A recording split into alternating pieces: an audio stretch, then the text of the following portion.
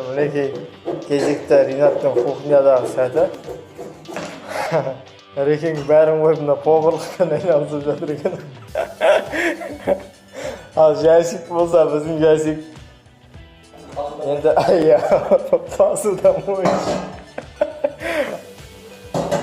Бұл саяқты жуудың әр тәсілдері бар. Біреуі сабынмен жуады, біреуі фермей жуады. Және де ондай исабымен үйренуге болады. Ол қастарын үйренім десеңіздер, біздің осындай каналымызда Асхананы қой. асына лайк басып отырыңыздар.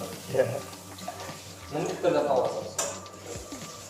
Ал енді мына тауықты арамен кессе болады. Қазіргі халық өзі қателесіп жүр негізі. Пышақпен кесіп жүр да. Біз оны қазір өзіміз мынау жаңа заман дамып жатыр ғой, біз арамен кесеміз. Қинап. Жоқ, пышақпен қиналасың, арамен кесе берсең. Дұрыс. Сондықтан сіздерге мынандай араны. Міне, әдемі дегенше, құмағайтын сайымыз дайын. Бәрекелді. Бізде әзірге үзіліс, жарнамадан кейін